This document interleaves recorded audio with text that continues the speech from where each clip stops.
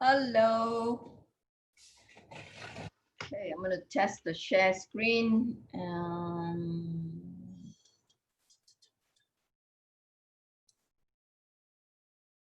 Can you all see the share screen? Can. Oh, okay, good. I'm going to stop sharing now, just testing it. Okay.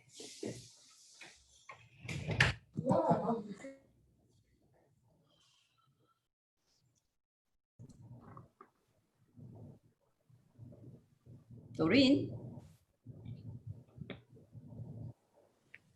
Oh, sorry. Oh, yeah, all over to Wait you. for 5 minutes. Wait for 5 minutes. Because now it's only 8, not 8:05. 8:05. Okay, right. we can continue to have question and answer. So we Yes. use the time productively. So we Then actually have 8:10, Chen Fock, you start. 8:10. Okay. So any other question or follow up from just now? The issue of faith and wisdom. Wisdom means prudence and discretion. Because as I mentioned last week, prudence and discretion is not a moral issue. It's not about right and wrong.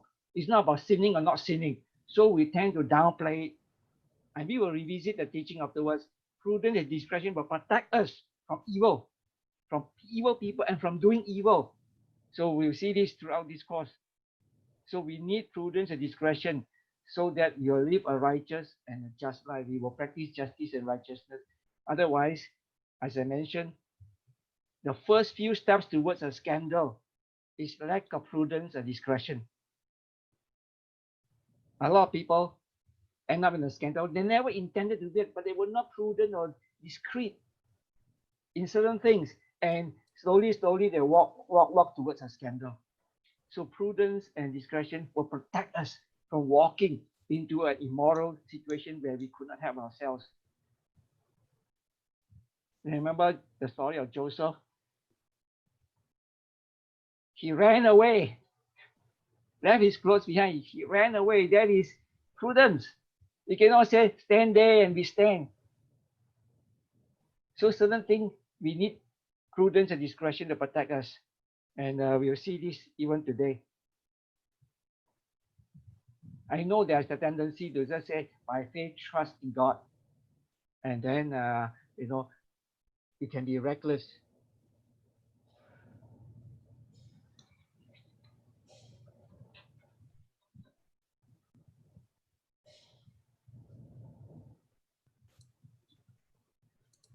Almost time. Any quick question, comment before we start?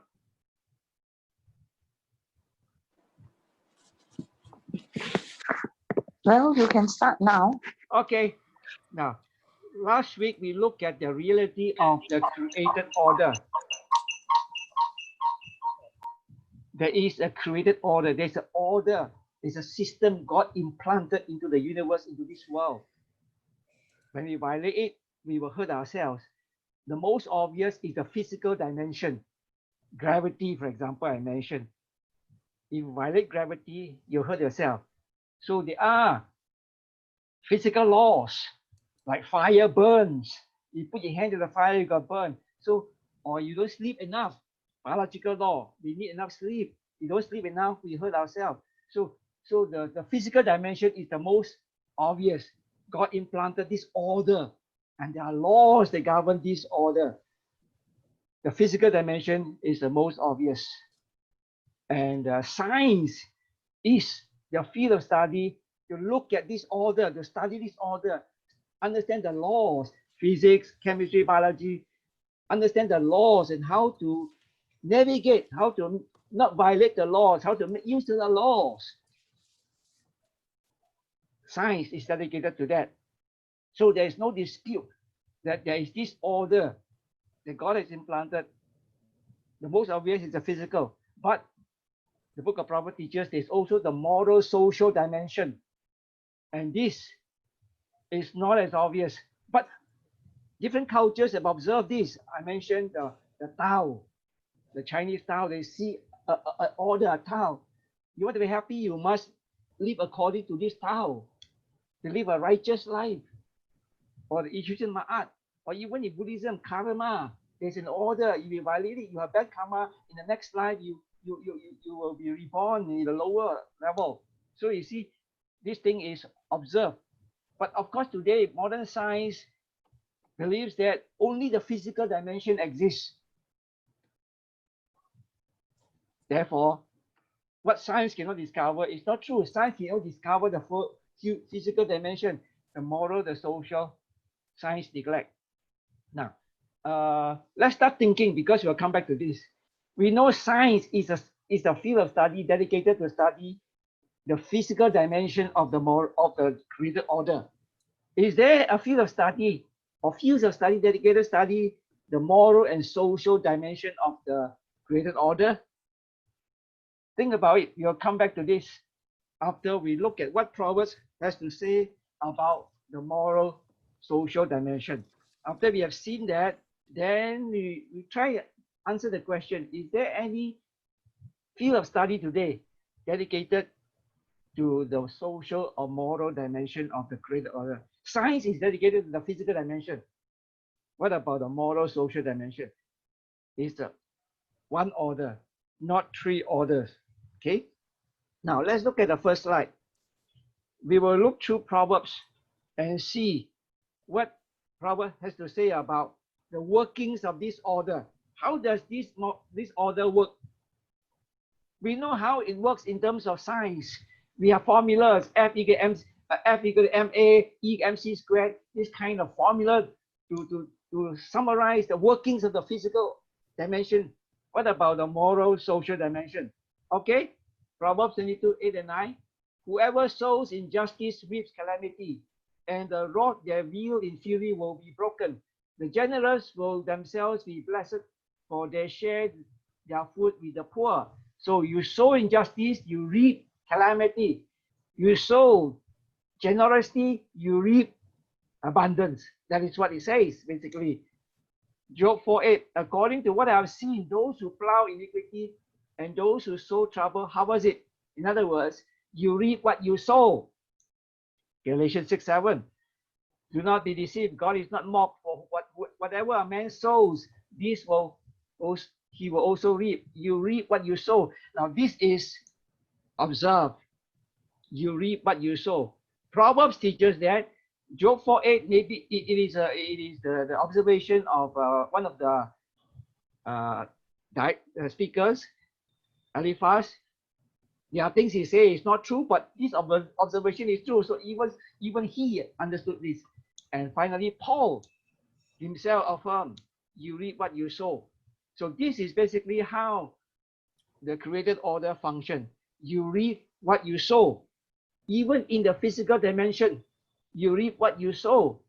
For example, God has created us in such a way that we need enough sleep to stay healthy. That is the physical dimension, the biological dimension of the order that God has created. God made us that way. So if we don't sleep enough, you reap what you sow. And the idea of sowing and reaping is important. So this figurative speech, this metaphor of reaping and sowing, because sow and reap takes time. When you sow, it takes some time before you reap. Agriculture, you plant the seed, you sow, you don't reap it tomorrow. It takes time. So this order is such that usually it takes time. It's not immediate. Sometimes it's immediate. For example, you put your hand to the fire, the effect is immediate. So in the physical dimension, very often it's immediate. The order, when you violate it, you get the consequence immediate. You jump down a building, immediate consequence. But even in the physical dimension, like not sleep, it may not be immediate. It takes some time. You know, 1 night, 2 nights, even a week, not enough sleep, you may not feel the effect. But you go on like that, then the effect comes in. So even in the physical dimension, the effect, the consequence may not be immediate. You reap what you sow. Okay, now, I like to emphasize that the three dimensions are not separable. It's all integrated. Okay, so So we'll come back to this later on. Now we move on to this idea, because the effect may not be immediate. You reap what you sow may not be immediate. In the meantime, before the effect comes, before you reap what you sow, in the meantime, it may be opposite. That it seems that you reap what you sow is not working. Take for example, Proverbs 11:28. It says, "He who trusts in his riches will fall, but the righteous will flourish like the green leaf." It says, "He who trusts in his riches will fall." But as you observe, there are many people who put their trust in the riches, they don't fall. In fact, they seem to prosper. Well, you reap what you sow may not be immediate. In the short term, you may not see the effect, but in the long run, you reap what you sow. In the long run, he who trusts in his riches in the long run will fall. But in the short term, he may even prosper. He may even make more money and seems to be prospering. And the righteous, the one who don't trust his money, may seem to suffer. Sometimes you do the right thing, you suffer. In the short term, yes, but in the long run, it will be different. If not in this world, in the next world. Okay, so in other words, what you read in Proverbs, like Proverbs 11:8, is not prescriptive, it's descriptive. In other words, it describes what happens based on observation, or by observation. He who trusts in riches in the long run will fall. This observation is not a prescription that say God commanded that he who trusts in riches will fall. Is a prescription. God commanded it. No, it's a description. It describes usually what happens in the long run. That's how the created order works. In the long run, this is what happens based on observation. The righteous will flourish in the long run. Sometimes in the short term, sometimes those who trust in the riches will fall right away. Someone is so greedy, invests all his money in a risky venture, and he lost everything. Like buying stocks, share market. So it can happen immediately, but usually it takes some time. So in the short term, you reap what you sow may not seem to be true. But Book of Proverbs also indicate that usually this idea that in the short term, the good people may suffer, bad people may prosper, is taught in Ecclesiastes and Job. Proverbs will emphasize the positive. Righteous will prosper, wicked will suffer. The book of Proverbs emphasizes this aspect of it. It's left to Ecclesiastes and Job to deal with the other side of the story. But Proverbs, in the verse on the slide, deals with this problem very briefly. Very briefly. Proverbs 14:12-13 says, "There is a way that appears to be right, but in the end it leads to death. Even in laughter, the heart may ache, and rejoicing may end in grief." In other words, this proverb recognizes that in the short term, doing bad things may seem to prosper. You see, there's a way that appears to be right. People who trust in riches seem to be doing the right thing because they are prospering. But in the end, it leads to death. In the long run, it leads to death. And even then, in the short run, those who trust in riches that seem to prosper, it says, even in laughter, the heart may ache, and the rejoicing end in grief. In other words, in the short term, when the wicked seems to prosper, while they prosper, the pain is in the heart. Outwardly, they are prospering, but they have no peace. So this is what this proverb is saying. You reap what you sow. So even the effect may not be seen in the short term. Those who put their trust in riches, they don't fall right away. They seem to prosper, but look at their heart. Their heart may ache. Even in laughter, their heart may ache. They are worried when they might lose the money. Because they are greedy, they are covetous. There's no peace in their heart. So in that sense, they still reap what they sow. Okay, any question? Comment?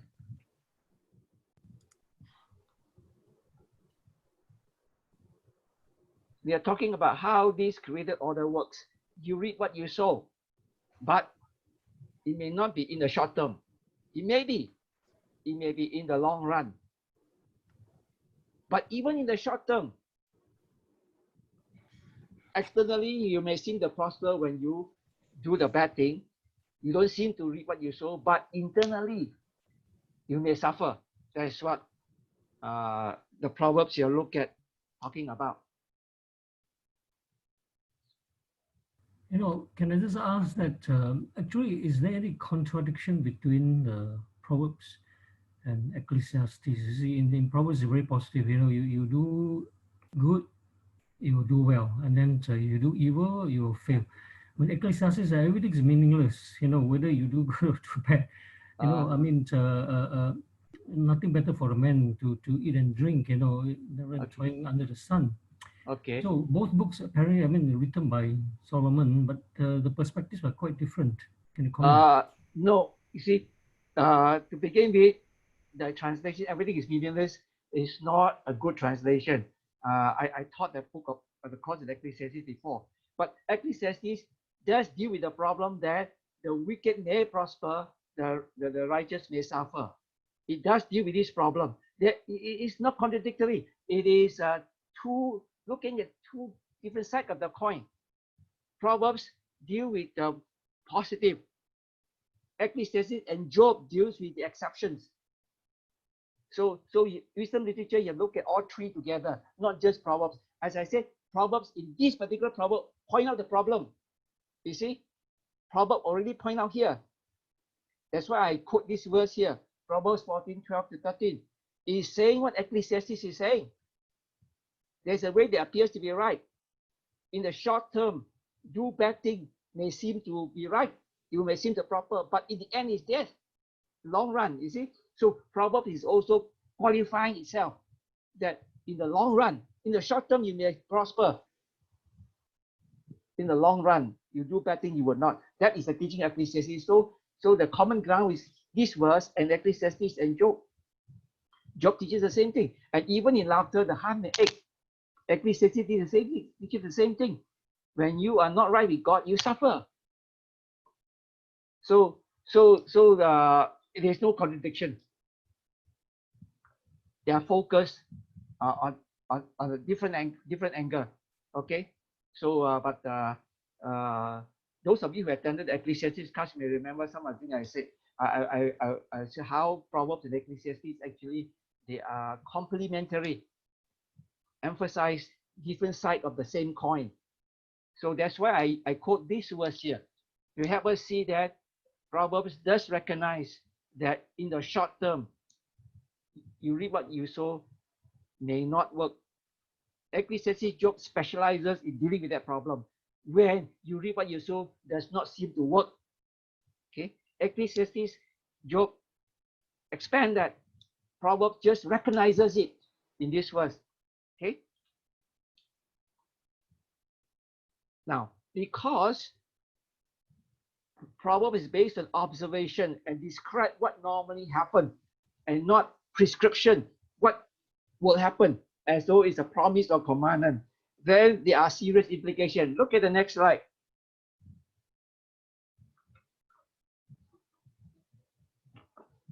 Proverbs 6:1-5. My son, if you have become surety for your neighbor, have given a pledge for a stranger, if you have been snared with the words of your mouth, have been caught with the words of your mouth, do this then, my son, and deliver yourself. Since you have come into the hand of your neighbor, go humble yourself and importune your neighbor. Go, give no sleep to your eyes, nor slumber to your eyelids. Deliver yourself from a gazelle, like a gazelle from the hunter's hand, and like a bird from the hand of the fowler. In other words, don't become a guarantor. Sometimes, you become a guarantor because somebody loan money from the bank, they don't have enough, so the bank requires a guarantor, you become a guarantor. Or there's a student who apply a scholarship and they need a guarantor that after he completed the studies, he will not run away, he will, fulfill the requirement and so on. Okay, we know that. So this proverb seems to say, don't become a guarantor because you end up in financial ruin. And And a high percentage of people who are bankrupts are because they were guarantors, surety. So what happens here? Should he be a guarantor? Now, remember, Proverbs deals with observation and its description of what normally happens. It is observed that people who are guarantor very often end up in financial ruin. Okay, so this is not a command. This injunction is based on the observation that people who are surety very often end up in financial ruin because people cannot be trusted. You guarantee them, they run away. It's not their money, it's your money. You end up with a baby. Okay? Now, this is where prudence comes in. This is not about justice and righteousness. If you become guarantor and you lose your money, you have not sinned. You have not sinned. You have become foolish, that's all. You are not prudent, so you suffer. Not because you sin. It's not a sin to be a guarantor and then the person run away. You are not prudent. Being imprudent is not itself sin. Okay? So, how do we deal with this proverb? It is not a commandment. It's not about justice and righteousness. It's not about sin. It's about prudence. You need to be careful, cautious when you become a guarantor. But if there is someone you can trust,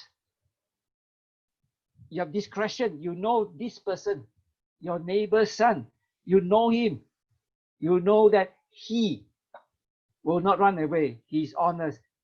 Your discretion tells you you can become his guarantor. Sometimes be a guarantor is actually be righteous, because if you don't become guarantor, a lot of poor people will suffer. Okay?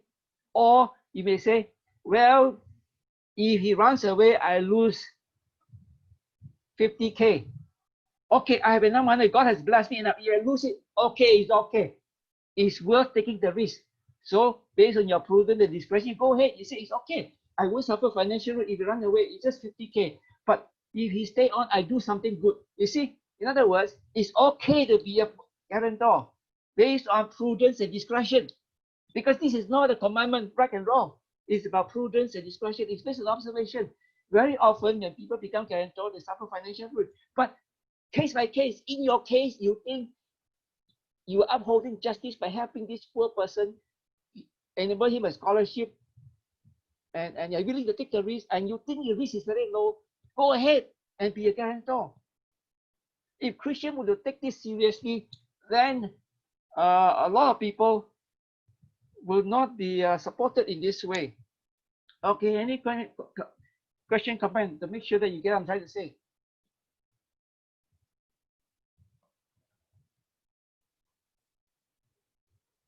This is part of the working of the created order, because they are people cannot be trusted. They don't observe honesty, trustworthiness. So this is to warn us.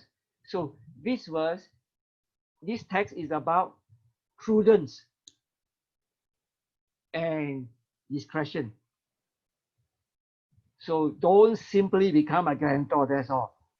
Be prudent, be careful, and use discretion. What does verse 3 mean? Verse Because 3. there's a prescriptive solution. Go and plead with your neighbor. What is that? No, that is not a, yeah. In other words, I'll come back to this later on. This is style of Proverbs. The way it communicates, make it like very urgent. You know, this is a style of Proverbs. You'll see clearer later on when we go through Proverbs 1 to 9. This is the way of communicating the urgency. Go and plead. In other words, this one is a warning actually. It's meant for people who have not actually done it. Because if you have committed yourself, there's nothing you can do already. If you have committed yourself, this is actually preempt, and it is used words like to show how serious it is. If you have done it, go. But actually, you cannot go anymore. You already committed yourself. Or So- isn't this about pleading from your creditors for the bank to let you go? No, your neighbor, the one that surety for your neighbor, plead with your neighbor. You see, it's the same person. Plead with the Or the person. same person? Yes, not the bank. So in other words, he says after you have done that, go and plead. But usually you're too late already. See, this is a style of Proverbs. You'll see this clearly on after All the right. break. Okay, the way Proverbs try to convince us, speak to us is using this style, make it very urgent. Okay, we will come back to this. So Dr. Leong, yes, could I just ask, earlier you said that being imprudent is not a sin, yes, but wisdom, the root of wisdom is the fear of God, yes, and prudence goes with wisdom. yes. Could imprudence actually be, it's not always a sin, but it often does lead back, is because we do not seek the wisdom of God. Yes. Okay. Actually, it has to do with the fear of God. You see, very often we know the prudent thing to do or the discreet thing to do. We don't do it. You know, sometimes we ourselves don't have the prudence to do it, but someone tells us, like the book of Proverbs teaches us, but you refuse. Why? Because you lack the fear of God. If you fear God, we know that imprudence and this indiscretion are not sin, but lead to sin. They are meant to protect us. You'll see this later on. Prudence and discretion are meant to protect us from sin. So if we fear God, we want to be prudent and discreet so that we won't end up in a situation where we are sin. For example, if you're not prudent, you become a guarantor, you suffer financial loss. After you suffer financial loss, it may lead you to sin, to steal, because you're in a situation you have no choice. Just like a mother stealing from the supermarket for milk because no money in a desperate situation. So we are imprudent. We can find ourselves in a desperate situation and cause us to sin. Actually, there's a proverb that talk about that. We will look at it in our very final session. The prayer they say, don't lead me to poverty that I may steal and dishonor your name. You see, so prudence will protect us. Okay. So actually we will cover this later on when we complete this looking at these workings of the created order. Okay, and another look at the next one to show us that sometimes it is okay to go against what Proverbs is saying. The next one, Proverbs 26, 4 and 5. It says, do not answer a fool according to his folly, or you yourself will be just like him. Then the next verse says, answer the fool according to his folly, or he will be wise in his own eyes. You see? Do we answer the fool or not? One verse says answer the fool, next verse says do not answer the fool. That means some of the so-called command, not a command, some of the injunctions we don't have to follow. Like just now the one about surety. It's about prudence and discretion. If we think that in this case, it is prudent for me, based on my discretion, to decanter for this boy, this neighbor's son, to help him have an education, go ahead. It's not going against Proverbs. You have counted the cost. Use prudence and discretion. So here, very good example. One verse said, do not answer. The other one verse said, answer. That means when you answer the fool, you are not following, do not answer, verse 4. When you do not answer, you're not following, verse 5. So it is okay not to follow something that Proverbs says when it is prudence and discretion. Okay? Now, in this case, it's discretion. Now, the fool talks nonsense. He doesn't know what he's talking about. Because of that, do not answer a fool. Otherwise, you are like him. It's foolish to respond. Sometimes we don't respond. But sometimes we need to respond, because if we don't respond, he thinks our silence shows that he's wise. We cannot answer him. So we need discretion to know when is what. You know, in evangelism, sometimes when people ask questions, you know, and challenge us, sometimes we respond, sometimes we don't respond. We have to know when. We need discretion. So it's about discretion. discernment to act what is proper, appropriate. Sometimes it's appropriate to respond. Sometimes it's not appropriate to respond. We need wisdom. We need discretion. So it's about discretion. So we have looked at prudence and discretion. Prudence and discretion is not about right and wrong, justice, injustice. So they are not commandments. But not everything in Proverbs is about prudence and discretion. Look at the next slide.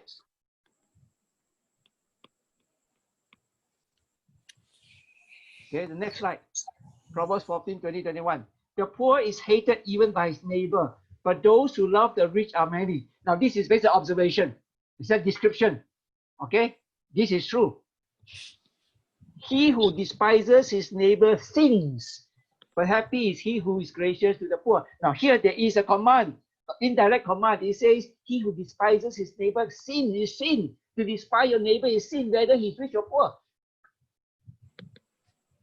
And happy is he who is gracious to the poor. And this is about justice and righteousness. Right? It's not about prudence, discretion here. It's an outright indirect command.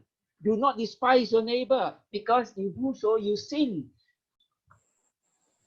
So much of Proverbs is like that. That is about justice and righteousness. Remember, last week I mentioned wisdom comes with prudent discretion, justice, righteousness. So there is the non-moral part, prudent discretion, and the moral part, justice, righteousness. So we cannot say, well, you know, Proverbs says, do not answer a fool and answer a fool. That means there are certain saying in Proverbs we can choose not to follow. Yes, that kind, where it deals with prudence and discretion, but not when it deals with justice and righteousness, like despising your neighbor because he's poor. Okay? Any question, comments?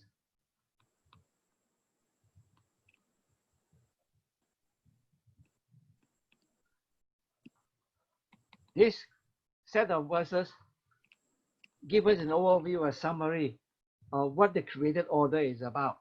Basically, you reap what you sow. And there are many proverbs that teach us how to navigate that, so that we will observe you reap what you sow. And there are discretion, prudence, you reap what you sow, but the discretion and prudence are not commandments, but justice and righteousness involve commandments like this. So we need to distinguish. And of course, we need discretion, wisdom. When we read the book of Proverbs, to distinguish whether they are dealing with discretion, prudence, or justice and righteousness. So certain teachings of commandment like Proverbs like this one, we cannot say we can choose not to because it's about prudence. It's not. It's about justice and righteousness. Okay. So this kind of gives us an idea how the created order works. Now, the created order is created by God, implanted by God. It seems to have a life of its own. It runs on its own. Yes. Yes, Peter. Oh no. The created order has a life of its own. It runs on its own. This will explain why even when God has forgiven us, we have to suffer the consequences. For example, say before a person becomes a Christian, he lives an immoral life. He will reap what he sows. But then in the process, he becomes a Christian. His sins are forgiven. God is with him. But he violated the created order. A life of his own. Unless God intervened, he will still suffer the consequences. Say an alcoholic who drinks and drinks, so much so that his stomach suffers, and he became a Christian. He may go on to have, say, a stomach cancer, unless God heals him, because the created order has a life of its own. The cause and effect has a life of its own. So even when God has forgiven us, unless He cancels out the effect, we still have to suffer the consequences. So Christians need to be very careful. When we violate the created order, we may confess and God may forgive us, like David. He still suffered the consequence of his adultery. God has forgiven him. He prayed, restored him the joy of salvation, but he suffered the consequence of his adultery. You read 2 Samuel.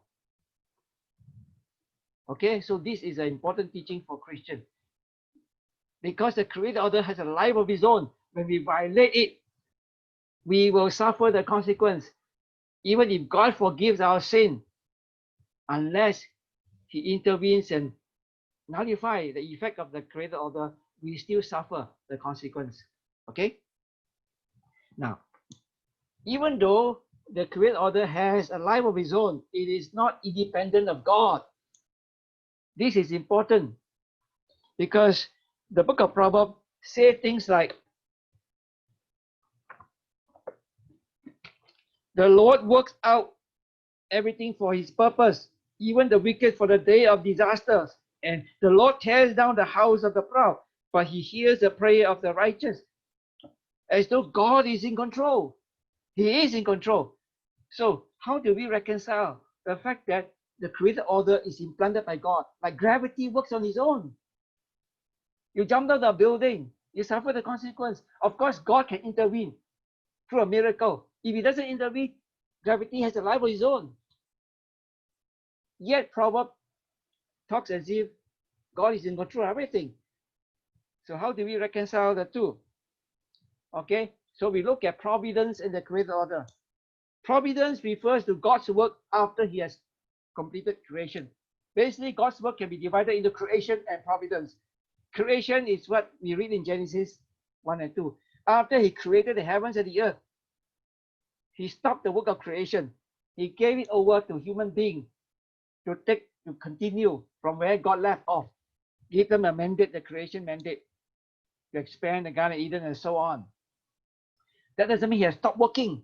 He has stopped the work of creation, but He continued the work. His work is called providence.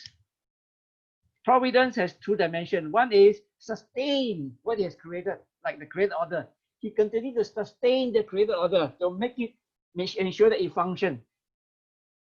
The Bible teaches that God holds everything, holds the universe. If God doesn't hold everything, the universe will not be what it is. God holds it, preserve it, and God also works in and through the world so that His purpose will be fulfilled. That is providence. Okay? Now, to understand how providence, God's work, and the created order function together, look at the example of Joseph. Remember when Joseph was a teenager, 70 years old, God gave him some dreams that one day he will become a ruler. Even his father will bow down to him. And that was fulfilled when he became the prime minister of Egypt. Right? Now, how did he become the prime minister of Egypt? God's providence. But did God use the created order? Natural means? Yes. First of all, because his father favored him, favoritism, so blatantly, the brothers are jealous. That is part of the created order. Jacob did the wrong thing by favoring his son. So he suffered the consequence that the brothers sold him, Joseph, into Egypt and told him that an animal killed him. So he suffered the consequence of his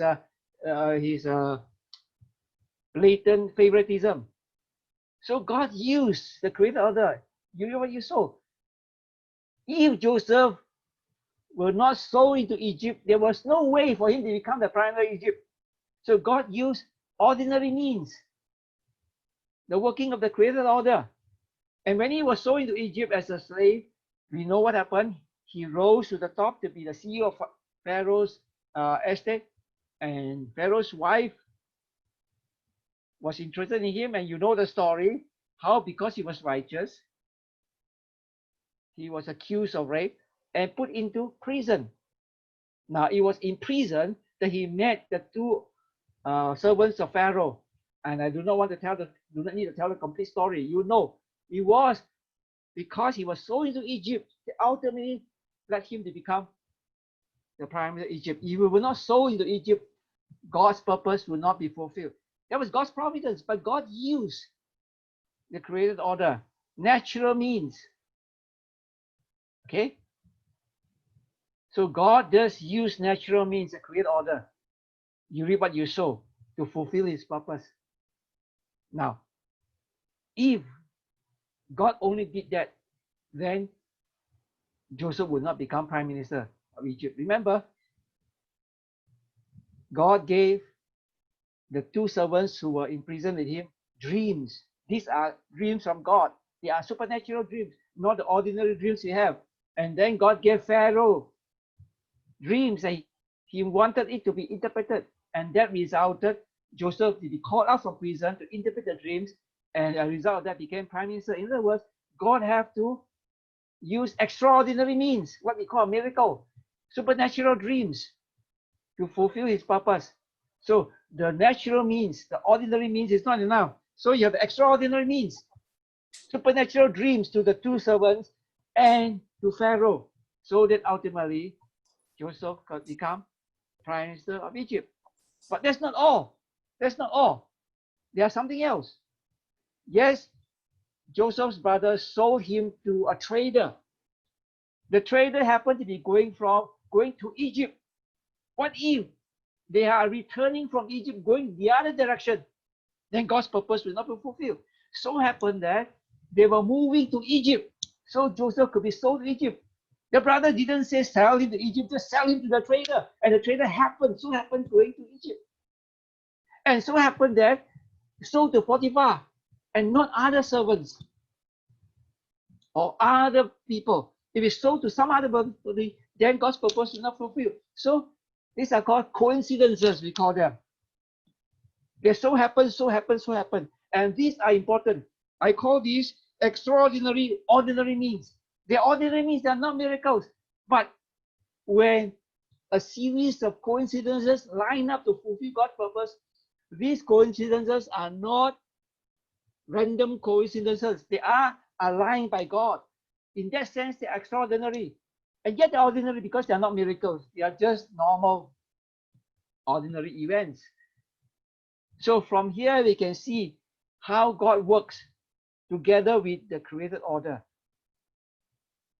So that means, before we can look at, we have no time to look at Esther, but I put it there for us to correlate. Now, the teaching about lining up coincidences to fulfill God's purpose is best found in Esther. Now, the book of Esther talk about how God delivered the Jews from extinction to the Queen Esther, because an evil prime minister, Haman, wanted to destroy the Jews. Now, the book of Esther, the name of God is not mentioned. You don't find the word God in the book of Esther at all. Even Bible scholars who are not Christians, who don't believe in God, recognizes that even though the name of God is not mentioned in the book of Esther, the hand of God is everywhere in the book of Esther. God worked through coincidences. So happened to fulfill his purpose. So this teaching is best found in Esther, how God aligned coincidences to fulfill his purpose. These are extraordinary, ordinary means. So what this means is God planted the created order. It has a life of its own, like gravity, a life of its own. But God can do something on top of that, like align events so that certain things will happen sooner or in a certain way. You live to the created order by itself, it may take a long time, and God wanted it to happen sooner. God may align events so that, like Esther, Haman, you reap what you sow, happened sooner and protected the Jews. If left to the created order by itself, the Jews may be destroyed. Ultimately, Haman will suffer, but God's purpose is not fulfilled. He may align events so that his purpose is fulfilled. These events are still according to the created order, or he may perform a miracle occasionally to fulfill his purpose. Okay? What I'm trying to say is this. It's not enough to know the created order. We must also know God to navigate the created order, because God is still working with, in, and through the created order. So it's not enough to know how the created order works, how God works, what God is like. Therefore, Proverbs 9:10 says, the knowledge of the Holy One is understanding. Okay? Any question, comment?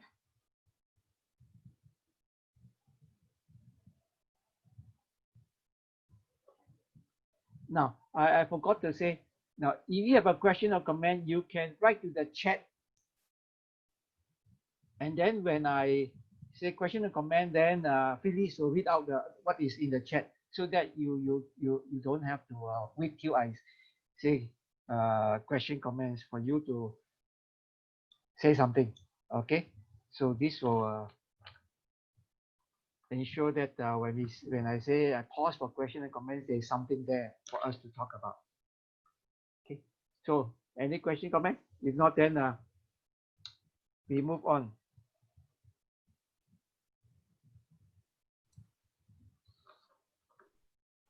Now, we are looking at, yes? No, there nothing on the chat. Okay, nothing. Yeah, I think if there is, I can see also, but I have difficult reading because my eyesight is not good enough. I'll read out if there Okay. at the time. Yeah. Okay, let's go to Proverbs 1 to 9 before we take a break.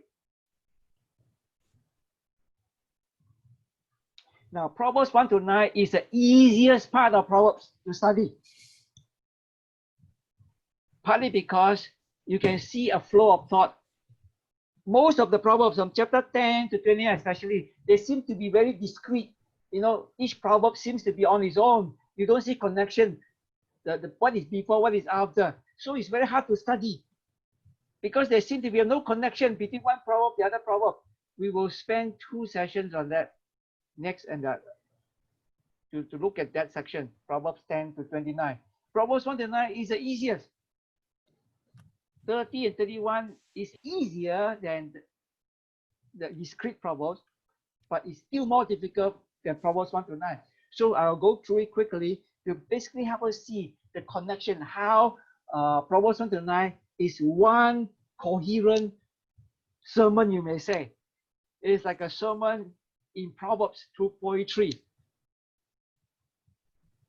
Now, Proverbs 1 to 7, chapter 1 to 7, we looked at it last week, which is the prologue. This prologue is meant for chapter 1 to 9 as well as the whole book. Okay, and 2 key verses there. Proverbs 1:7, the fear of the Lord is the beginning of knowledge.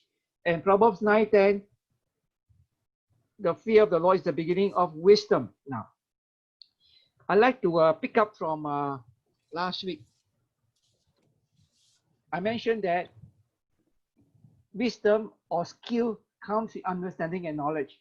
In the physical dimension, like Hiram, he can work with bronze. He has understanding and knowledge of bronze, so that he has skill in working with bronze. And what about life? What is the knowledge we need to live life, to be skillful in living? What understanding and knowledge we have? Understanding and knowledge of the created order. In fact, in the physical dimension, Hiram understands the created order also concerning bronze, how bronze works. So he's still understanding the created order in the physical dimension. In the same way, skill in living, we need to understand and know the created order in terms of the moral and social dimension. Now, I'd like to emphasize again that these 3 dimensions are part and parcel of one order, not 3 separate orders. That explains why the Hebrew word for wisdom covers skill in the physical area. In English, we saw last week, in English, cooking skill, computer skill, we don't call wisdom. But the Hebrew word will apply. Cooking skill, engineering skill will be considered the Hebrew word wisdom. In English, we separate it. But in English, we still call skill. Cooking skill is skill. Living skill is still skill. So there's still a common word covering all three dimensions. So this is to help us see that the three dimensions are one order, part of one order. This is important because when we do not think that of the three dimensions as one, there are serious consequences. Take for example, when I was still a student in the US in the US, I often hear people talk about abortion, right? And the argument often used is, it's a teenager, there's a baby. If you don't let her abort, what are the consequences? The social consequences. Yes, it's serious. For a teenager, 15, 16-year-old, still haven't completed school and having a baby, serious consequences. That's true. That's true. But why was she pregnant in the first place? Should someone at that age, haven't finished school, be pregnant? Why was she sleeping around? So you have to go backward. What I'm trying to say is we have to look at all three dimensions as part of the order. For example, premarital sex is moral. God has the order, no premarital sex. And this moral has social dimension. A baby born out of wedlock, without father, without support, there will be social consequences. That is a social order. And this is part and parcel with the physical order. Sex results in pregnancy. That is the way God has created us. Sex leads to pregnancy.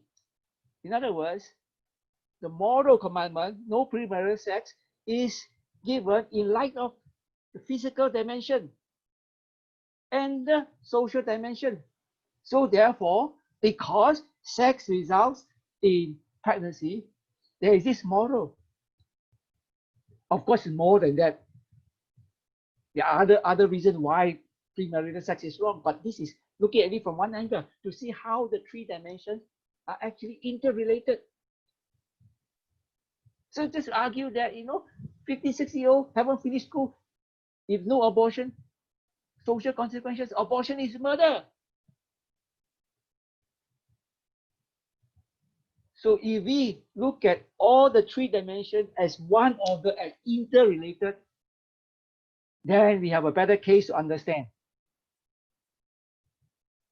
this issue. Otherwise, you just isolate it. A 15, 16-year-old girl without school, no money, if no abortion, social consequences to himself, to herself, to her family, to the country, serious social consequences, economic consequences. But you look at the physical dimension, the moral dimension, social dimension, all as integral. Then we can respond to the issue better. Okay, any question, comments? We can look at other example, like sleep, not enough sleep. Why? Because too greedy. Keep working to make more money. So much so that forget about our health, the physical dimension. So because of greed, integrate. We have to combine all three as one order. Then we'll look at things differently. In English, we separate wisdom just to life and not the physical dimension. We may tend to separate the physical dimension as a separate order, the moral social as a separate one. Then we look at life differently. We look at the teaching of the Bible differently if we separate the moral, social from the physical. That's why the 10 Commandments. Yes. Then, can I ask you, there was a time when they discovered the disease AIDS, in Yes. HIV, and which was primarily transmitted through homosexual intercourse. And Yes. then some Christians came up and said, you know, you're violating the physical order, then you cannot sex, you cannot AIDS and all that. So AIDS is God's judgment on people who sin. Now, this has been generally looked back as a very judgmental, one-track kind of mind, which exemplifies fundamentalist Christianity, right? Yes. So I want you to comment, the person who said that, I mean, was he applying the principles of Ecclesiastes? Because you can make it, of Proverbs, because you could make the argument, can't you? Yes. Homosexual union Okay. today. I would say that is a consequence of violating the created order, which have a life of its own. God does not directly intervene to judge. The same can be said about, not just gay, about, homosexual, heterosexual sex, that you get diseases, sexual diseases. You see, it also applies. You see, people also get AIDS through heterosexual sex that is beyond marriage. It applies both ways, not just gay, but also homosexual. It so happened that they are more likely, you know better, probably because of the transmission, the membrane in the anus is more likely than the other side. That's what I read. So it so happened that, it's easier to transmit through their means of sex than heterosexual sex, but it's still the same. You see, sex outside of marriage has consequences in terms of diseases. AIDS is one of them. So it is not a direct judgment of God. It's indirect. God has created the order. You reap what you sow. So in indirect sense, God is the judgment of God because God has set the world this way, create order this way, but not a direct judgment. Okay? Okay. So, Dr. Leong, on the other hand, it doesn't exactly reap what you sow because, like, out of man's greed, we destroy the ecology, but somebody else is reaping the terrible consequences of it. We may enjoy the benefits of destroying the ecological system, but then it could be the generations later would suffer the consequences. Yes, it is true. And this is what happened when the Ecclesiastes and Job comes in. People who didn't do the wrong suffer the consequences. This is what they call collateral. But the principle you reap what you sow still hold. But all that we say is people who don't sow also reap bad things. That's where the idea of the righteous suffer, the wicked may prosper. So it comes under that what they call undeserved and innocent suffering. So that is dealt with in Job and Ecclesiastes. God has allowed innocent suffering, and part of the reason is this kind of innocent suffering because other people sow, they also reap, but other people who don't sow also reap innocent suffering, undeserved suffering. So that is dealt with in the book of Ecclesiastes and Job. So the Bible has taken care of that. But now Proverbs, we are focusing on those who sow, they reap themselves. So it is true that people who don't sow also reap. Okay? And that one we look at Job and Ecclesiastes. Okay, I think we can take a break. We come back at 9:15. Okay, now it's 9:05. We come 10 minutes. We started at 9:10. We will hope to finish by 10:10. One thing good about Zoom meeting is we save time from the traveling. If we meet in a church, then our traveling home, after the meeting, we still take about 15 to half an hour. So we save that time. Okay, since I emphasize so strongly that the physical dimension, the moral, social dimension are all one. So when Proverbs say the fear of the Lord is the beginning of knowledge, that means the fear of the Lord is also the beginning of knowledge in the physical dimension. Is also the beginning of science, scientific knowledge. It's hard to see this. So last week I managed to highlight one aspect of it. That is how science as a method was invented, not discovered. It was invented. It was not natural to the human mind. It was because of revelation from God. Now, Peter raised the issue of even atheists who do not fear God do discover scientific knowledge using the scientific method. What I'm trying to highlight, not just me, in fact, I learned from those who study this philosophy of science, the history of science, is that Christian revelation, the fear of God, was necessary for science as a method to be invented. Not scientific knowledge per se, but science as a method that results in scientific knowledge.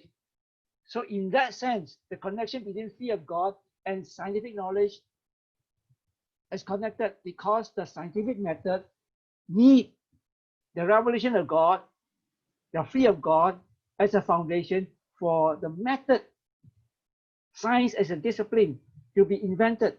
After it is invented, anybody can use it, even atheists can use it. Now, it doesn't mean that the whole culture fear God for science to be invented.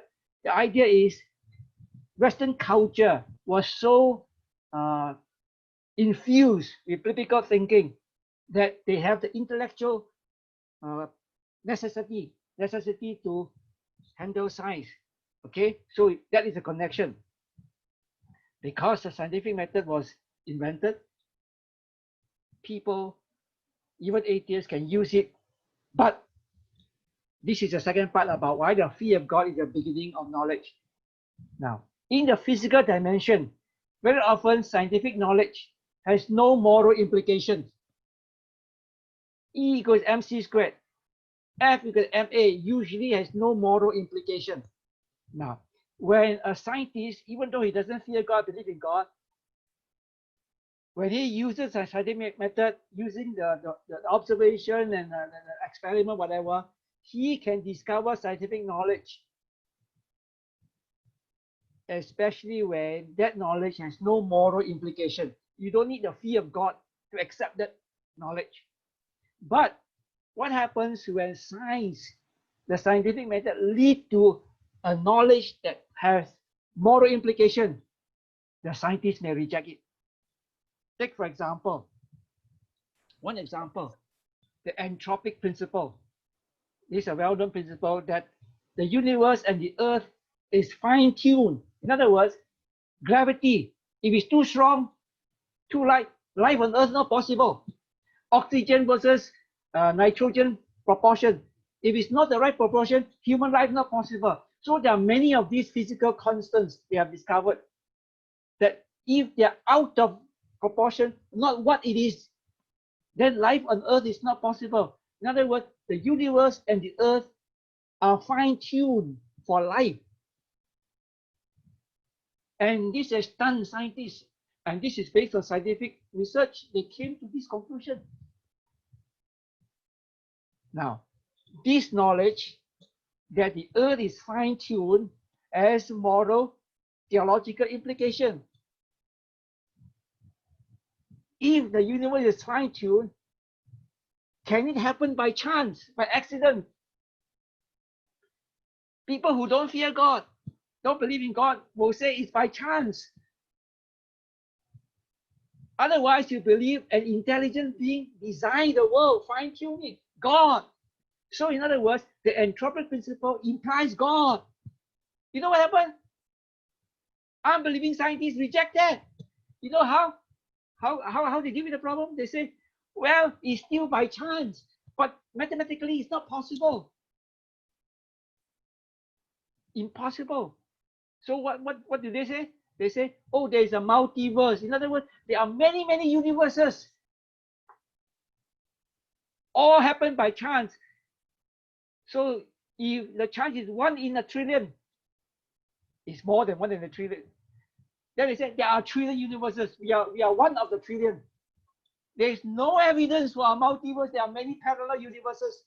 You see, the scientific method led them to discover entropic principle. And that points to God. They refuse to accept that. You see, the fear of the Lord is the beginning of scientific knowledge. So they say multi-universe. So in other words, the scientific method was invented through revelation of God, the fear of God, that set human minds free. Yes. So that method can be used by anybody.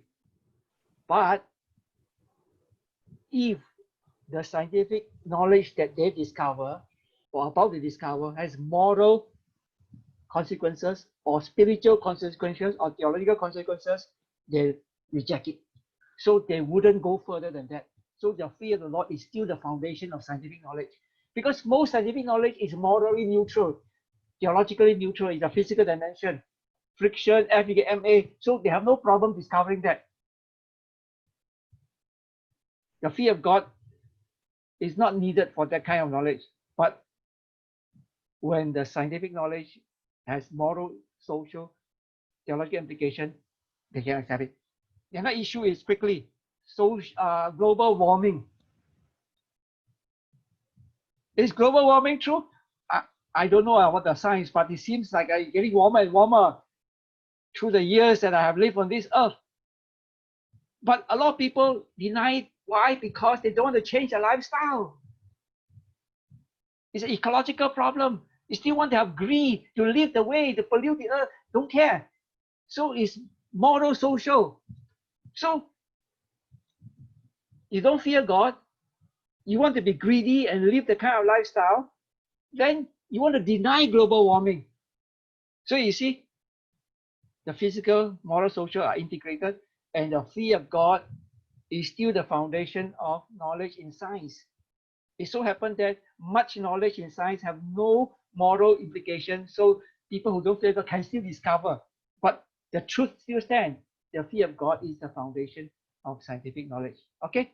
So we have to move on. Can I ask you, Jethro, Yes. the interface between religion and science, okay? Yes. Now, there have been two approaches. Last time they are saying that, okay, science can only take you to so far, and then that unknown is a gap that's bridged by God. Yes. And that gap actually proves that there is a God. But then on the other hand, you could also argue, is God behind everything in a sense that he provides a physical basis for everything, but yet he's behind it in an imperceptible way that can never be perceived?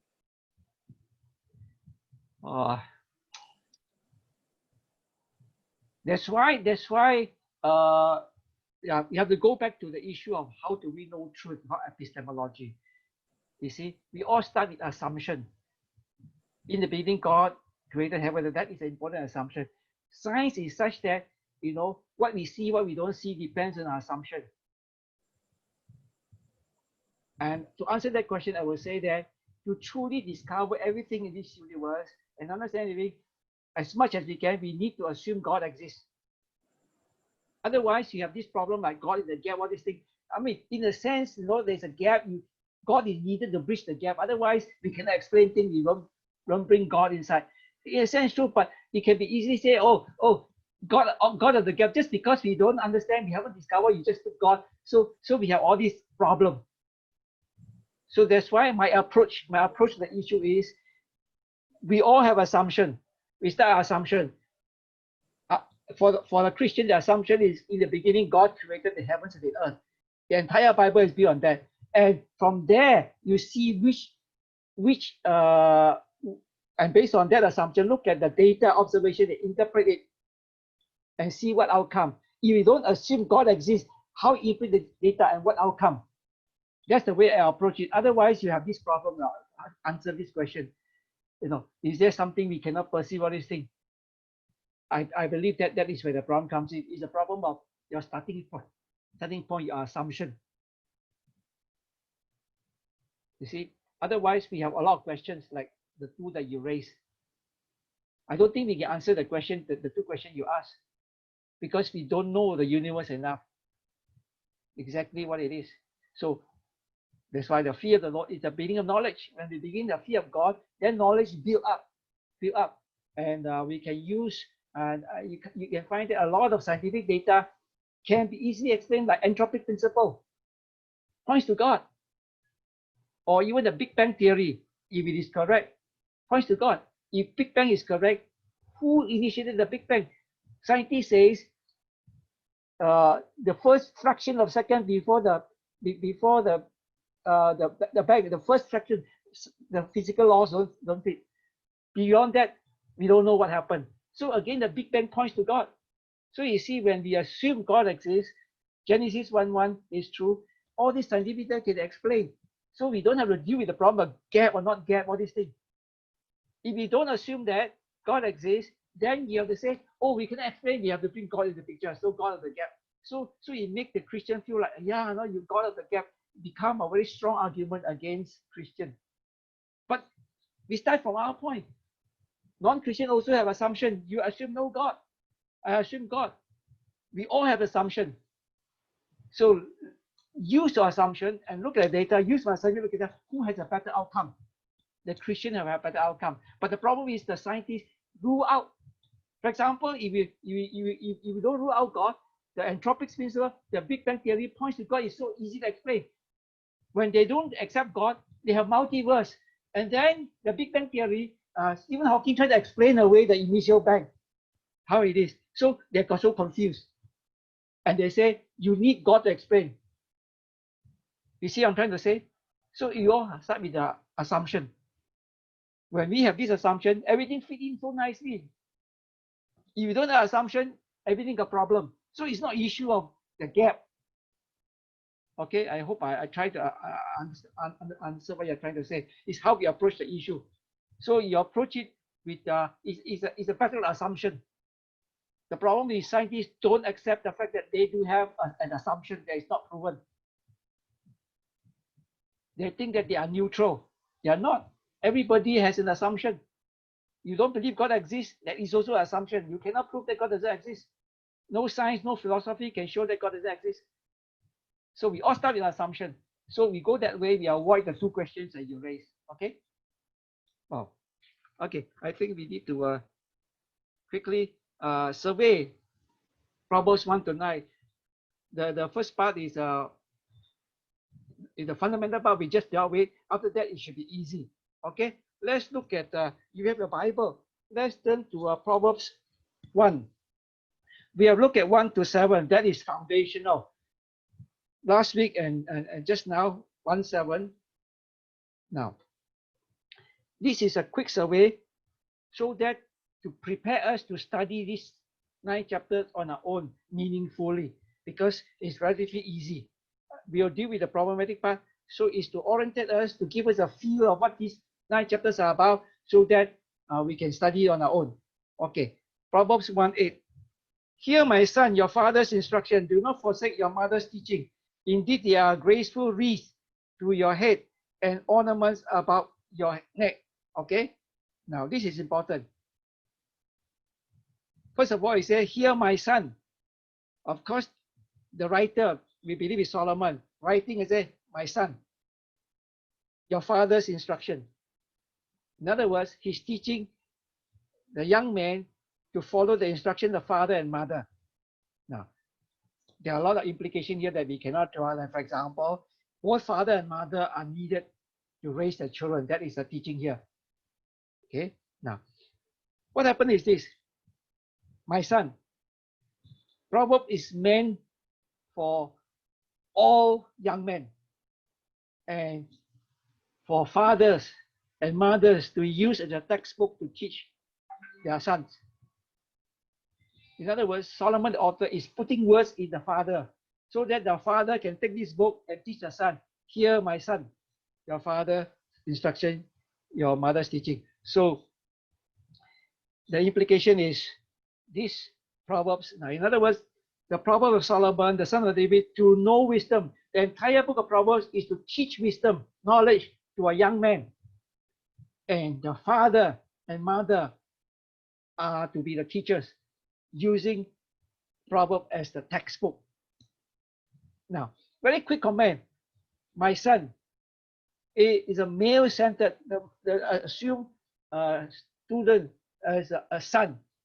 Well, what about daughter? Well, I think it's a compliment to women. The focus, at least 1 to 9, is two issues: crime and adultery. At least in the ancient world, in the biblical world, who are those who are more likely to commit crime and adultery? Men. So I look at this book, I see, generally speaking, traditionally, young women really don't need this book in a traditional society. But in a modern society, I think things have changed. Today, I think things have changed. But still, I think young men are more prone to go astray than young women. If I have time, we would like to discuss this. Those of us who have sons and daughters, I have both daughters, so I don't know. I cannot compare. Those of you who have sons and daughters, do you think there is a difference that sons require more teaching, discipline, training than daughters, who are more likely to go astray? Who you are more concerned, worried about going astray? Sons or daughters, or both equal? I think that will help answer the question why the focus is training young men, sons. Okay? But the principles can be applied both ways, men and women, as we shall see.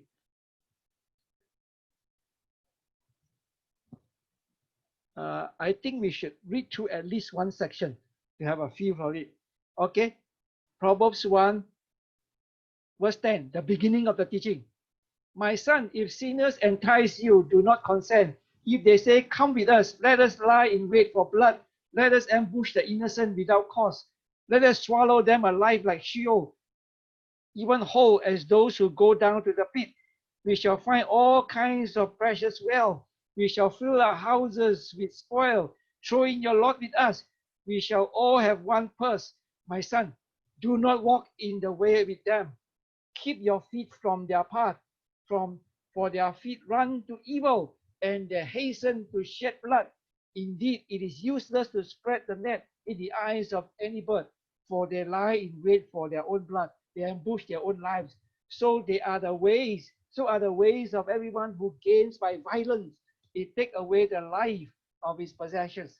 Now, it's a warning against crime. And let me quickly highlight verse 17 and 18, because that requires a bit of explanation and it's very interesting. It says, indeed, it's useless to spread the net in the eyes of the bird. They are interpreted different way. The most natural interpretation is, when you try to catch a bird, throw the net at a bird. When the bird can see you, the bird will fly away. You will never catch a bird, right? Those of us who try to catch a bird, the bird is there, and you try to throw the net, the bird will fly away. The idea is this: the bird can see, and is used in the figurative way in the proverb to say, actually, when they entice you to evil, trap you to do evil, it's quite obvious that it's for harm. You should be able to see it. In fact, they should be able to see it. When they do all these things, they're actually ambushing themselves, verse 18. But they lie in wait for their own blood. They ambush their own lives. When they try to ambush others, lie in wait to kill, to rob, to kill, to steal, they're actually ambushing themselves. Actually, they should be able to see it. It's like the bird should be able to see when you try to trap the bird. So you should be able to see that when they try to entice you to join them to commit a crime, you should be able to see like a bird that is a trap for you. And actually, they are ambushing themselves. Okay, so now, as I said, it's quite obvious. The teaching is quite clear. Now, what we need to take note is the approach of Proverbs. Now here, it is giving the young man an experience. Tell them what it's like, the enticement. Let them go through the experience of being enticed. Tell them this is what they will say to you. This is what they will say to you. This is what they will say to you. But be careful. This is actually what it is. So the approach of teaching, this is important. As we go along, you can see Proverbs is very beautiful in the way in moral education. And that's why we need Proverbs to be a textbook. How do we teach our children moral education? Of course, there are books out there, but when we understand Proverbs and compare, you see Proverbs is so superior. The approach. This is what we call immunization, vaccination. You know, when I was in the US, my older daughter, before she entered kindergarten, I know even in kindergarten, she will be taught the theory of evolution, that we are not created by God, that we are evolved from monkeys, apes, or whatever. So what I did was I went to the bookstore and bought an encyclopedia for children, 1-volume encyclopedia for children. So I brought it home, I showed it to her, and I turned the page to the section on evolution. I tell her, this is what you will hear in your school. Read out to her, this is what you are here. And I tell her why this is wrong. So she heard from me what they will hear and why it is wrong. So that when she go to the kindergarten, sure enough, it was taught. She already know, oh yeah, my dad told me that already. I know why it's wrong. Immunize her. What is immunization?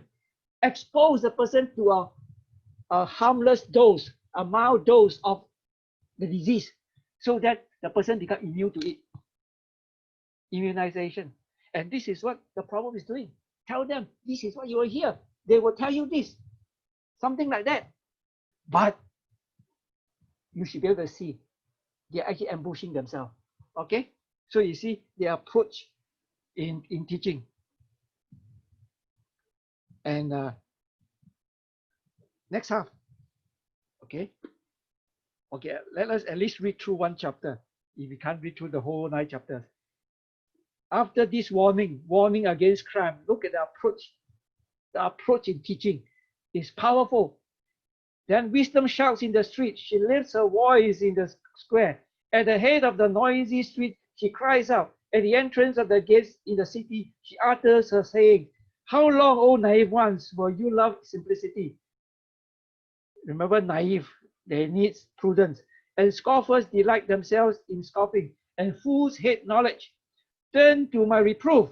Behold, I will pour out my spirit on you.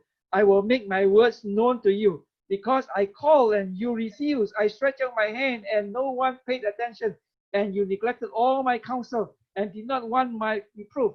I will even laugh at your calamity. I will mock when your dread comes.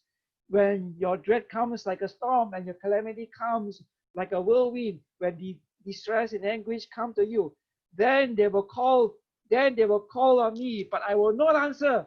They will seek me diligently, but they shall not find me, because they hated knowledge and did not choose the fear of the Lord. They will not accept my counsel. They spurn all my reproof. So they shall eat of the fruit of their own way. You reap what you sow, and be satiated with their own devices. For the waywardness of the naive shall kill them, and the complacency of fools shall destroy them. But he who listens to me shall live securely and shall be at ease from the dread of evil. Now, the meaning is quite clear, okay? The question is, how is it connected to the previous passage and the approach in teaching? Of course, the earlier passage is about teaching prudence and discretion. When you see evil people talk to you like this, have discretion and be prudent. And now it says wisdom calls. It is a warning to reject the wisdom that is presented in the earlier passage. And it assumes, now you see, this is what I mentioned just now, the approach. It assumes that the young man did not accept the teaching. The waywardness of the knife shall kill him, the complacency of the fool shall destroy him. Did not listen to the wisdom. So far, not listening to evil people is about prudence, not yet righteousness and justice. Be careful when they talk to you. Have discretion, be prudent. So this is still at the prudent stage. If you're not prudent and not discreet, end up joining the gang and getting into crime and pay for it. So this wisdom calls is this section assume that the young man did not accept it. And he go on to say, when your calamity comes, when you don't listen to me, I will laugh at you. Now again, you see, this is the rhetorical approach. You see, so you have to understand it this way. For impact, if you don't listen and you suffer the consequences, it's just like we say, I told you so. But that is very rude. When it happened, I told you so. But this one, I told you so before it happened. You see or not? Normally, we say, I told you so only after it happened. And that actually adds salt to the wound. But this one, I told you so before it happened. You see the rhetorical approach. The method of teaching is powerful. And it says wisdom is in the street. It's everywhere. In other words, by observing life around you, you can already see. By reading the newspaper, you can already see crime doesn't pay.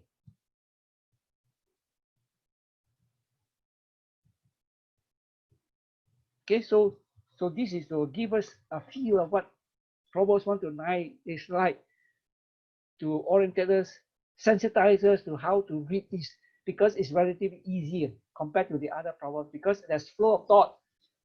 The Proverbs are not discrete. It's like a sermon with connections. Okay? Any questions so far? Did Solomon actually practice what he preached? I mean, he had 700 wives. I mean, he had 700 mother-in-laws, and then that's not very wise, isn't it? Okay. And his son rebelled against him, caused a split in the kingdom. So this say very much about his parenting, I mean, he was wise, but I think he ended his life a folly. So he actually practiced right to the end. Okay. Well, let me add to what I mentioned last week. This issue came out against Solomon. Now, first of all, as I said, wisdom covers social, moral, physical. Okay. Take for example a politician. Okay, he is very wise as a politician. He knows how to rule. He's really wise in terms of ruling. He knows how to get support of people, his followers, like him, and he's very fair, just and fair. But he commits adultery. Can that happen? Yes, right? You can be very wise in your politics, how you rule, run the country, how you treat people fairly, but yet you commit adultery. It can happen, right? So Solomon was given wisdom to rule. He asked God, give me wisdom. I'm young, I don't know how to rule justly. Give me wisdom. So his wisdom was mainly there. Okay, there. So what he's teaching here, very much is also there, but he also got adultery later on. That leads to the other side of the issue that I mentioned last week. He had blind spots. He married Pharaoh's daughter and also worshipped at the high places before God gave him the wisdom. So he had blind spot before wisdom. So our blind spot causes us not to see things. In other words, I mentioned our assumption causes us to see what you want to see, don't see what you want to see. So the blind spot caused him not to see what he should see. He's blinded. So that's the reason why, even though he's so wise, he ended up being so foolish. Okay. I hope the answer today and last week combined together will give a more complete picture why Solomon was so wise and yet he did something like that. Again, the fear of God is the beginning of wisdom. In other words, the politician may be, may not be corrupt. He's wise in those things. He may not be corrupt, and he rule properly. And these are real example. Also, I can, one day this politician, his wife gamble and gamble and gamble lost a lot of money, in serious debt.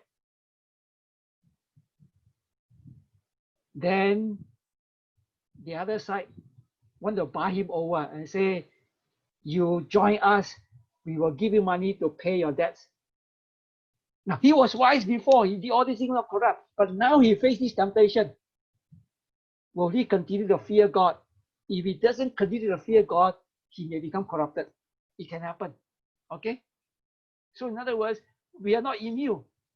Fear of God needs to be moment by moment. We fear God, we have wisdom, we do the right thing, but next year, tomorrow, we may stop fearing God because of certain temptation.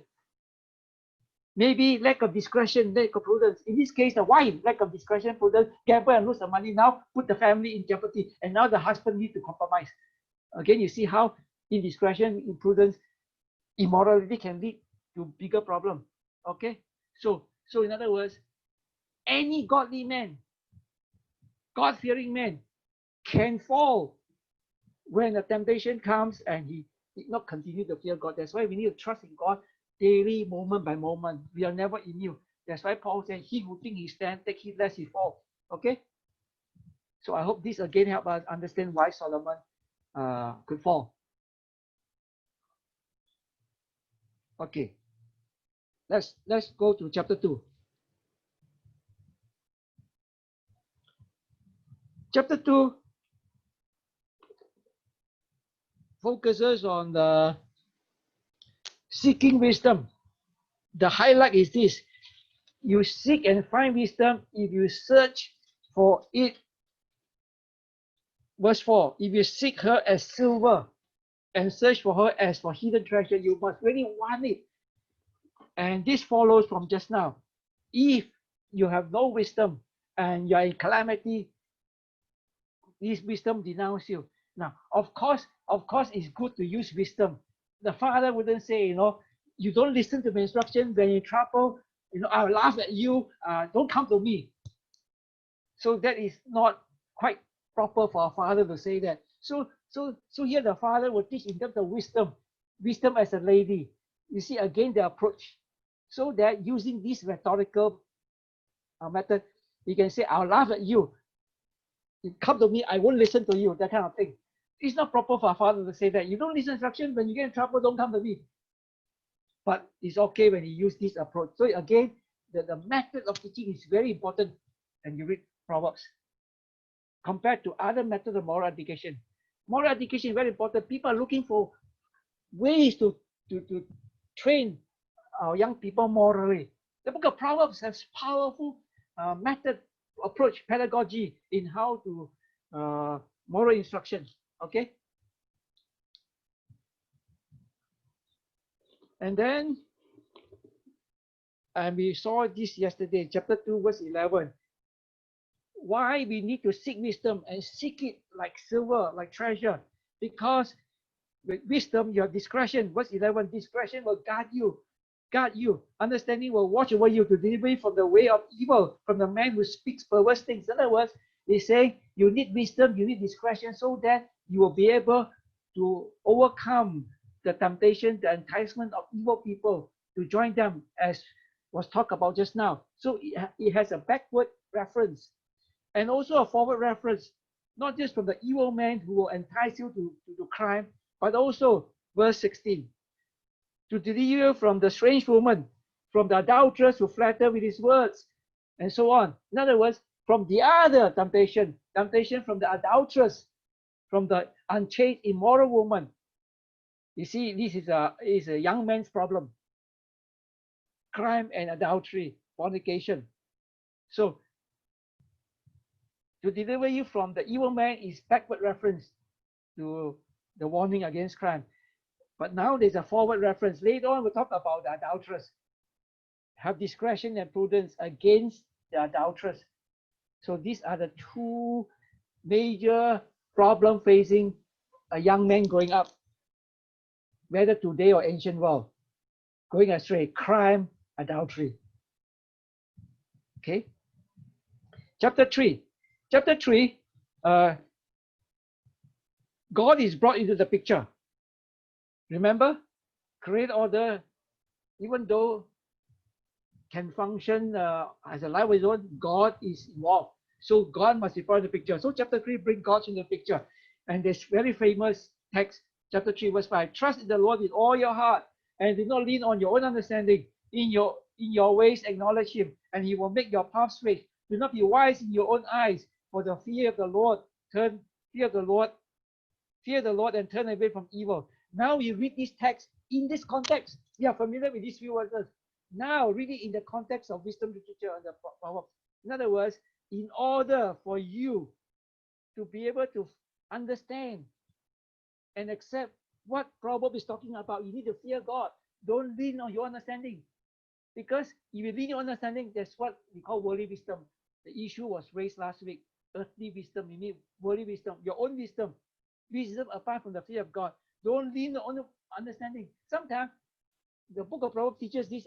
We say, I know better because I don't fear God. Trust God. Trust God, not your own understanding. If you trust God, you will accept the teaching of Proverbs. Why?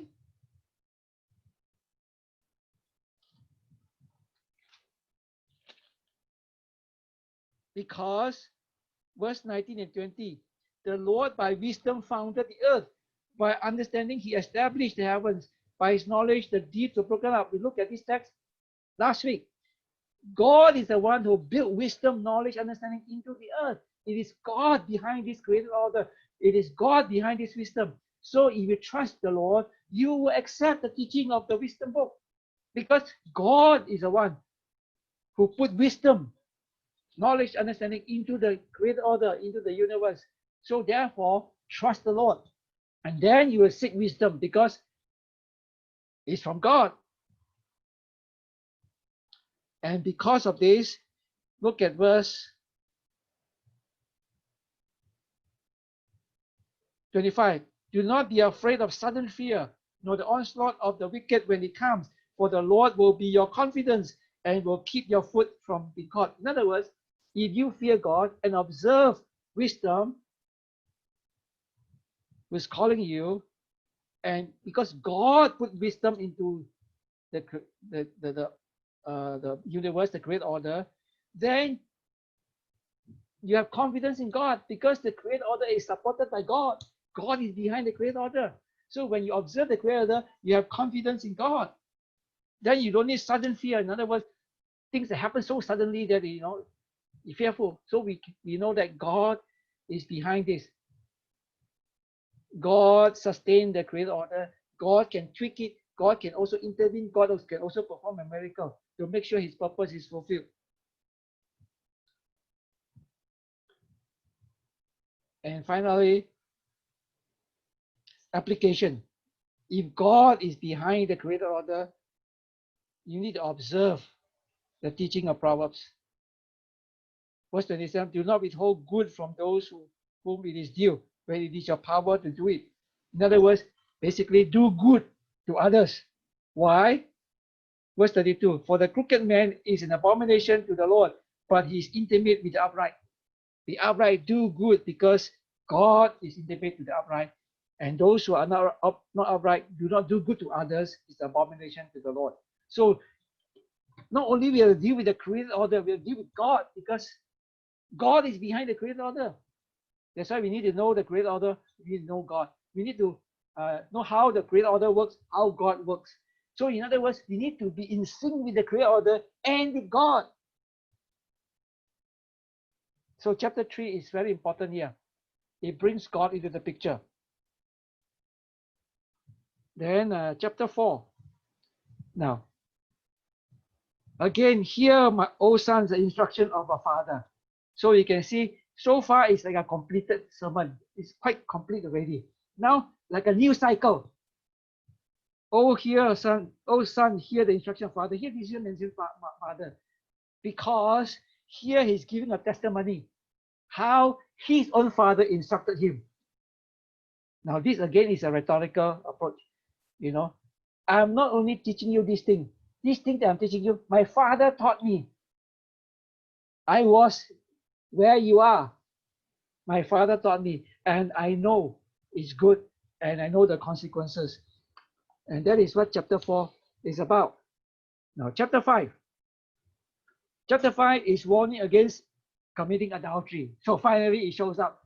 Just now was looking forward. Have discretion. Wisdom is needed for discretion and prudence against adulterers. Her sweet words. And now there is warning against adultery. Okay, look at 5:1-3. Discretion is mentioned. You see, discretion keep popping up. My son, give attention to my wisdom, incline your ear to my understanding, that you may observe discretion, and her lips may reserve, and your lips may reserve knowledge. For the lips of an adulteress drip honey, and smoother than oil is her speech.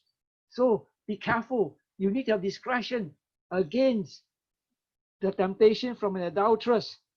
And finally, and there's an interesting passage on the adultery that I like us to read. Chapter 5, verse 15 onwards.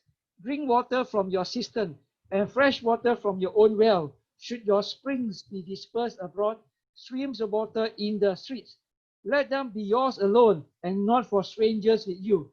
Let your fountain be blessed and rejoice in the wife of your youth. As a loving hind and a graceful doe, let her breast satisfy you at all times. Be accelerated always with her love. For why should you, my son, be accelerated with an adulteress and embrace the bosom of a foreigner? For the ways of a man are before the eyes of the Lord, and he watches all his path. His own iniquities will capture the wicked, and he will be held with the cause of sin. He will die for lack of instruction, and in the greatness of his folly he will go astray. Now, there is a very interesting teaching here. Drink water from your cistern and fresh water from your own well. Should your springs be dispersed abroad, streams of water in the streets. Now, commentators are confused by this. In other words, it's obvious that drink water from the cistern and spring and your wife as fountain blessed, referring to the wife as a source of sexual pleasure and satisfaction. Okay, the water, the fountain, the spring is talking about the wife as a source of sexual pleasure and satisfaction. But the part they say, was should your spring be dispersed abroad, streams of water in the street? So some commentators say, well, if you commit adultery, your wife will become adulteress. Other people will share your spring. But that doesn't make sense. Just because you commit adultery, your wife is going out and let other men. It can happen. We watch movies, sometimes wives take revenge on the husband. But that is a very exceptional, rare situation. So the best interpretation is this. The water, the cistern, the fresh water, the spring, streams of water refers to woman in general as a source of sexual pleasure. It may not be referring to wife. Okay? So look at the context whether it refers to wife or not. So in other words, in general, it refers to woman as a source of sexual pleasure. The context may say it refers to wife or not a wife. So with this understanding, drink water from your own cistern, fresh water from your own well. That means find sexual satisfaction from your own, another wife. Should your spring be dispersed abroad, streams of water in the street? In other words, should you find sexual pleasure from public sources? Those other men also find sexual pleasure. In other words, go to prostitutes or adulterous woman who is very, have a lot of men. In other words, should your source of sexual pleasure be one that shared with other people or your own? And that solves the problem. And this is very creative teaching that I find. So, let your fountain be blessed. Rejoice in the life of your youth. In other words, let your source of sexual pleasure be yours and yours, that is not shared with anybody. If you go and visit prostitute, your source of sexual pleasure is shared with other people. Should that be the case? And it goes on to say, you should have sexual pleasure and satisfaction with your wife, because your ways are before God. God is watching. If you go and find sexual pleasure from sources that is shared by other people, God is watching. Okay, so again, the approach in teaching, it doesn't just say don't commit adultery. That's commandment. Wisdom literature has a way of teaching that is very creative, very innovative, that is very powerful. Okay, this is what I want to highlight. Chapter 6. We look at chapter 6, verse 1 to 5 already about being surety. It's about, we saw about discretion and prudence. Verse 1 to 5. 6 to 11 is about being lazy. Go and observe the end, being hardworking. Now, how does this fit into the flow of Proverbs? Now, there are two major issues for young men to overcome: crime and adultery, fornication. Two vices that a young man are likely to fall and be destroyed. And young men need to be trained that way. But there's another problem, you see, about financial stability for young men to learn. Okay, so the two issues highlighted is being a surety, being careless and being a surety, not prudent enough, you will have financial ruin. Or being lazy. We are lazy, that means financial ruin. So you see, it covers the ground of training for a young person. That's how it fit into this whole 9 chapters. The training for a young person, what to cover, what ground to cover. And then verse 12 to 19 and the rest are about justice and righteousness for chapter 6 to cover the ground. Then verse 20 onwards, again, my son, observe the commandment of your father and do not forsake the teaching your mother. Another cycle, come back to the same thing again. You start with that, of obey your father and mother, and then have some teaching, seems to cover and a natural conclusion, then come back, observe your father and mother's teaching again. Okay, now this time it focuses on adultery, again adultery. And last week we actually took from this passage, verse 27, can a man take fire in his bosom and his clothes not be burned? Verse 29, so is the man that go into his neighbor's wife, against adultery. Okay, but chapter 7 add a new dimension. Again, like teaching the young man, prepare the young man, what to expect. Now, chapter 7 does the same thing about an adulteress. Look at verse 6. For at the window of my house, I looked out through my lattice, and I saw among the naive, I discerned among the youth, a man lacking sense, lacking prudence and discretion, passing through the street near her corner, and he takes the way to her house in the twilight, in the evening, in the middle of the night, and in the darkness. In other words, she walks, this young man lack prudence and discretion, walk to the house of an unchaste woman, either a prostitute or an adulteress. And you go on reading, is like warning the young man about what to expect when the evil people entice you to commit a crime. So this again, run down what to expect when unchaste woman try to tempt you into adultery. Again, it allows the young man to go through the experience, vaccinating, what to expect, what you are here. And if you read through it, the adulteress woman talk about, I have spread my couch with covering and colored linens of Egypt, Verse 18, come, let us drink our fill of love until morning. And then the man is not at home. My husband has gone for a journey. Those are very tempting words. In other words, a young man hearing this can actually feel erotic, sexual feeling. In other words, again, vaccination, to let him go through what it is like being tempted by a woman. Of course, it may not be the exact words, the idea to allow the young man to have that feeling of temptation, have some sexual feeling. So the words actually, evoke some sexual feeling in a young man. but under control. Vaccination, give him a dose of it and warn him. The warning there. And the earlier section already talked about warning against, chapter 5 already talked about enjoy life with your wife, sex with your wife, and so on. So you see, this backtrack highlighting the approach in teaching. Okay? So again, when you study this text, take this into consideration. The way the message is communicated using Proverbs poetry, how to train. From this, we can learn how to do moral education for young people. That is the most effective. Of course, no guarantee.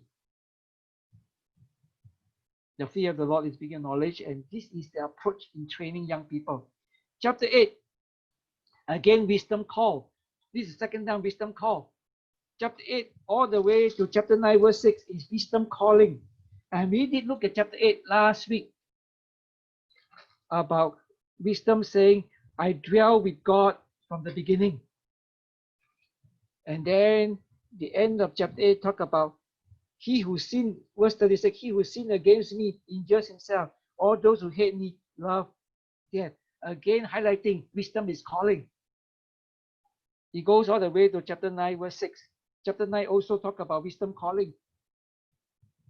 Verse 3, she has sent out her maiden. She calls from the toils of the tops of the height, calling. In other words, wisdom is calling again. Again, an approach to train, to show that, you need to respond to wisdom using this imagery. Now, finally, chapter 9. Conclude. Chapter 9, the first 6 verses is still wisdom calling. Now, let's jump to 13. 13 is Lady Folly calling. The woman of folly is boisterous.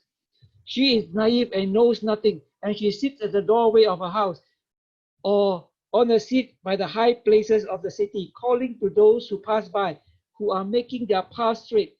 Whoever is naive, let him turn in here. And to him who lack understanding, she calls. She says, stolen water is sweet, and bread eaten in secret is pleasant. But he does not know that the dead are there, that her guests are in the depths of Sheol. Not only wisdom is calling, Lady Wisdom, Lady Folly is calling. Now, this will bring all those calling of the adulteress in mind. That adulteress represents Lady Folly calling you towards sin. So there are two voices, wisdom calling and folly calling. Who will you listen to? And look at verse 17. Stolen water is sweet, and bread eaten in secret is pleasant. Now this is, we all experience this. What is forbidden seems to be more pleasurable. Not just in terms of adultery, stolen water, sweet, other things. So this again is vaccination to help us realize when folly calls, we feel that what is forbidden seems better, seems pleasurable. Again, has this dose of vaccination. But let us conclude with 7 to 12 in the middle. In between wisdom calling and folly calling, there is this important passage. Verse 7. He who corrects a scoffer gets dishonor for himself, and he who reproves a wicked man gets insult for himself. Do not reprove a scoffer, lest he hate you. Reprove a wise man, and he will love you. Give instruction to a wise man, and he will be still wiser. Teach a righteous man, and he will increase in his learning. The fear of the Lord is the beginning of wisdom, and the knowledge of the Holy One is understanding. For by me your days will be multiplied, and years of life will be added to you. If you are wise for yourself. If you scoff, you alone will bear it. Now, look at the context in which this verse, the fear of the Lord is the beginning of wisdom, is found. Again, the approach in teaching. He who corrects a scoffer will dishonor himself. In other words, only wise people are willing to accept the calling of wisdom. You know, if someone is not willing to learn, you try to correct him, you get dishonor. It's true. So don't try to correct someone who refuses to be corrected. Again, this is, in other words, this is meant to be a textbook to teach young person. It's telling the young person, don't do that. But indirectly, it's telling you, if you want to learn wisdom, accept the call of wisdom, you need to fear God, because that's the beginning of wisdom. You need to be wise. So you see how this book. Excuse me, Dr. Leong. Yes. Can't hear properly. Something's Oh. wrong with the microphone. Okay, can't hear. Can you hear now?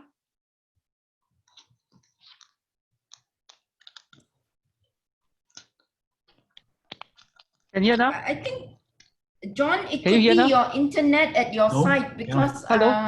Yeah.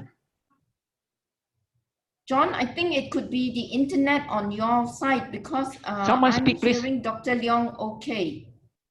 Oh, Yeah, the system has gone. we hear you. We hear you loud and clear, Dr. Leong. Yeah, Hello? I think, John, it's probably your internet connection that's the problem. Oh, okay, can you hear, right? Okay. Yes. Okay, let me quickly finish this. What does this mean?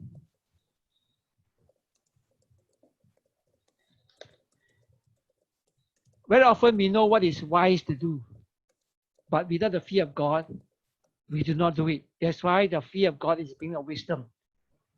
And without the fear of God, we may not want to be corrected, even when you do the wrong thing. In other words, instruction involves disciplinary instruction and disciplinary action. So it is only when we are willing to learn, fear of God is needed. And the way these 9 chapters are structured, make it very clear. We have to choose either accepting the voice of wisdom or the voice of folly. There is no neutral ground. Okay?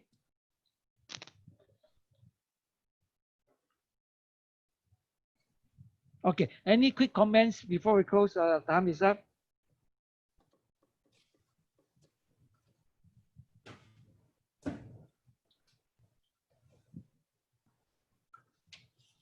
Okay. I hope that because we do not have the time to really go through chapter 1 to 9, so this is a survey. But next week and the week after that, we will look at chapter 10 to 29. We will focus on specific texts and do a more thorough study, because chapter 10 to 29 are the most difficult to study. The Proverbs by itself, a lot are simple. At the surface level, we can read. But then the Proverbs before and after that seems to have no connection most of the time. So it's very hard to study, especially when you want to teach the book of Proverbs or preach it. You know, the Proverbs are all like isolated, discrete. Chapter 1 to 9 is easy. We have just seen. There's a flow of thought, there's connection, and there's central idea and so on. But not chapter 10 to 29. So we will do that for next week and week after that. The final week, we'll look at chapter 10 to chapter 30 to 31. And we can do a more detailed study beyond only 2 chapters. Okay? So I hope that this quick survey will help us to appreciate what chapter 1 to 9 is about. 10 to 29 will be quite different. Okay? So let's close in prayer. Father, we thank you so much for this book of Proverbs. We thank you that you have inspired Solomon despite his failures in his personal life. You have inspired him to leave behind such a wonderful book so that we can learn wisdom, and especially we can also learn how to impart wisdom, to train up our young people, if not our own children. Because in the present world, in the present immoral world, socially disintegrating, we need the wisdom of Proverbs so much to train and raise up our young people. We thank you and pray in Jesus' name. Amen. Okay, see you next week. Thank you.